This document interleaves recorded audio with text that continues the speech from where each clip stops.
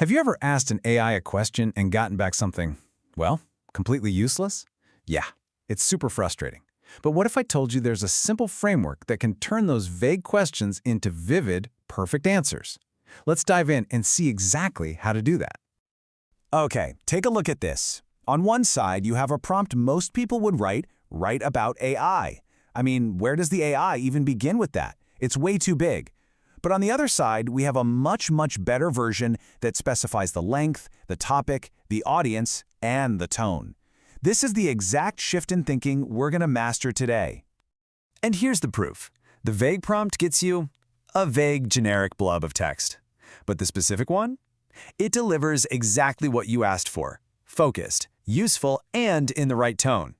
Getting from that vague mess to this vivid result isn't magic. It's a skill, and we're about to break it all down. So, how do we make that jump? How do we get from hoping for a good answer to engineering one? It all starts with understanding the real core of prompting. This isn't just about asking questions, It's about giving really good instructions. There's actually a name for this skill: prompt engineering. It's the art and science of structuring your words to guide an AI to the exact output you have in your head. The best way to think about it is this: you are the director, and the AI is your incredibly talented but very literal actor. You have to give it clear direction.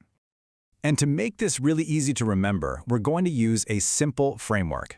Just remember the word create. That stands for character, request, examples, adjustments and type, and extras. This one word, this one acronym, is basically your key to unlocking the AI's full potential. All right, let's start building our perfect prompt using this framework. We're going to kick things off with the two most important letters of all: C for character and R for request. Seriously, if you get these two parts right, you are 80% of the way there. First up, C for character. Before you ask for anything, give the AI a role to play. Tell it who it is. This is so powerful because it instantly forces the AI to narrow its focus. Instead of having access to all of its knowledge at once, it filters everything through the lens of that character, whether it's an expert, a comedian, or a programmer. Just look at this example. Giving it the persona of a fantasy author completely changes the game. The AI doesn't just list story elements. It adopts the tone, the style, and the creativity of that role, giving you a way richer and more imaginative result. Okay, once you have your character, it's time for R, the request. And let me tell you, clarity is king here. Vague words like good, nice, or interesting are pretty much useless to an AI. You need to be specific. Tell it exactly what you want it to do. Explain, summarize, compare, create. The more detailed you are, the better it's going to be. Here's a perfect side-by-side. Tell me about climate change is a black hole of a prompt. But the specific request on the other side, it's a laser game. It defines the exact topic, the focus points, and even a time frame. The AI doesn't have to guess what you want. You've given it a perfect roadmap. So, we've given the AI a job and a specific task. That's a huge start. Now, let's move on to the next level, guiding the AI with examples and treating this whole thing less like a command and more like a conversation. This brings us to E for examples. You know the old saying, showing is better than telling? Well, it is absolutely true for AI. This technique is called few-shot prompting, and it's where you give the AI a couple of examples of what you want before you ask your actual question. It helps it understand the pattern you're looking for. So, a zero-shot prompt is what most of us do naturally. You just ask a question. But a few-shot prompt is a pro move. You're basically giving the AI a mini training session right inside your prompt. This is incredibly powerful for getting a specific style or format just right. And if you want to tackle more complex problems, you have to try chain of thought prompting. It's amazing. By simply adding a phrase like, "Let's think step by step," or showing it an example of logical reasoning, you encourage the AI to break the problem down. This dramatically improves its accuracy, especially for logic and math stuff.